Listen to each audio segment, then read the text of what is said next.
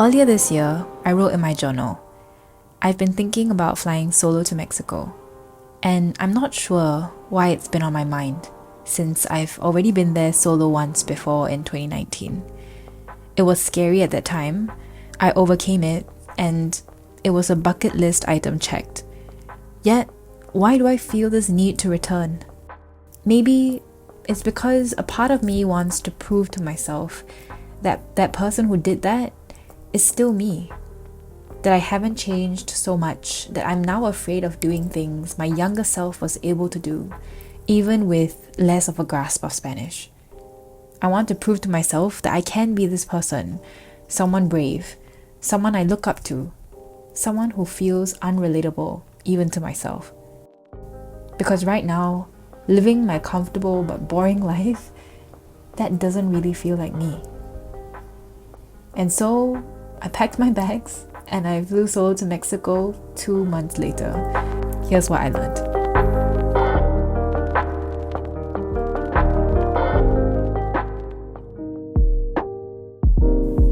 The idea of being lost implies that there is one fixed destination that we need to figure out and be working towards. But I think the reality is that we live many lives in one lifetime. Our priorities, values, and identities change. And at every stage, we get to decide how, and sometimes even where, we want to live. I made a few friends in Mexico, some of which were foreigners who had very different lives before moving there. One of them was previously working in insurance before becoming fluent in Spanish and moving to Mexico to become an English teacher. Another person I met was a high-flying lawyer for over 10 years before giving it all up to work basically for free in a Mexican nonprofit. And I'm not saying that someone needs to go overseas to start anew. Switching careers, becoming a parent, or moving out for the first time are just a few examples of really pivotal life stages that can prompt us to grow into a new version of ourselves. It's hard to remember sometimes, but going to Mexico really showed me that there is no limit to who we can be. That was really reassuring to me, to know that our paths are never really set in stone, and that we have plenty of time to explore and decide the ones that we want to follow.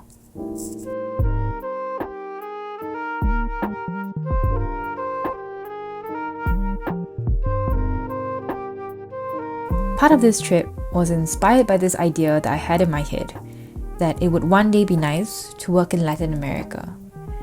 I speak Spanish and I enjoy Latin American culture, so I wanted to see what it would be like if I actually found an opportunity to go work there one day. After 1.5 months in Mexico, I now have a clearer idea of what life would look like if I were to move there in the future. Obviously, it's not a perfect sensing, but I have a better sense of what the job market, apartment hunting, socializing, safety, and medical arrangements could look like. It's the same idea behind doing an internship, volunteering, or having a coffee chat with someone who works in a job you'd like to try one day. All of these are just ways to test out life paths at relatively low risk and help you figure out whether what you think you want to do is actually something you really want to do. Like any scientific experiment, this data gathering helps us make conclusions and decide a way forward. After spending that 1.5 months in Mexico, I think I've scratched my Latin American itch, and I probably won't be moving there anytime in the near or even medium term future. In spite of the positives of being in a Latin American country, of which there are quite a few, I think there are also very many challenges moving abroad in general and moving abroad specifically to Latin America. And I wouldn't have known this without going there.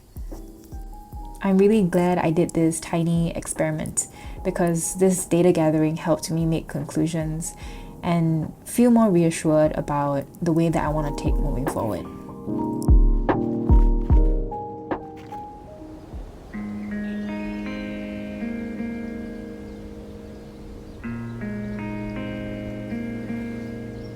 After spending a few weeks in Mexico, I've learnt that slow travel connects you more deeply to a place. It allowed me to put down roots, to create new routines, to gather some semblance of community and places that mattered to me. It made me reconsider what it means to call a place home, and it gave me a glimpse into what could have been a very different but very possible and still fulfilling life. Slow travel can hence be simultaneously disconcerting and transformative. It makes you aware of the avenues you could take in life beyond the one that you chose. Or maybe it may make you aware that the life back where you came from is actually the one that you want.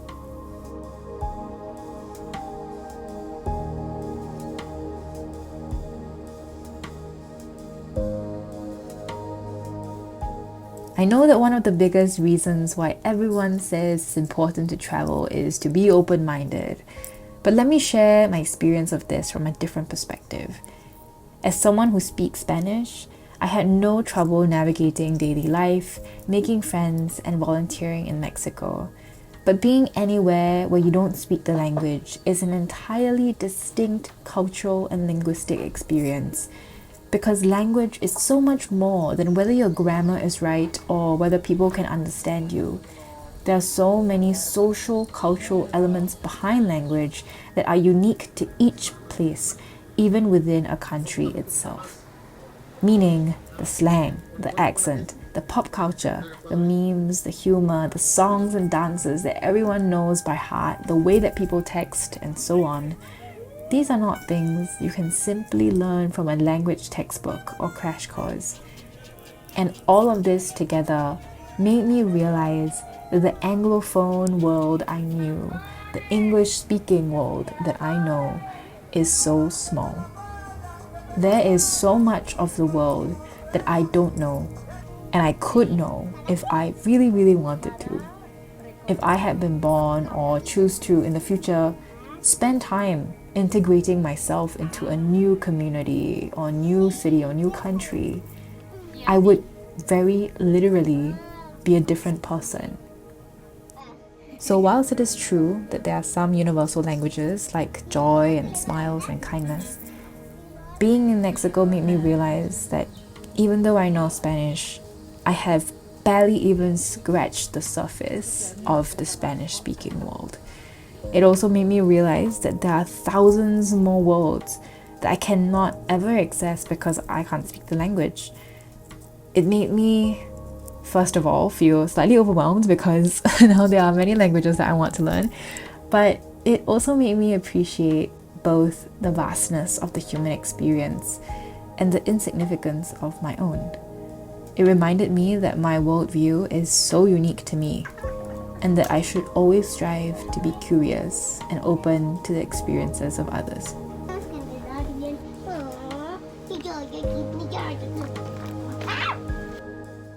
There's so much more that I could say about this trip, but I think I've shared the biggest takeaways, and also this is all the footage I have. So thank you for watching, and I'll see you guys in another video soon. Bye!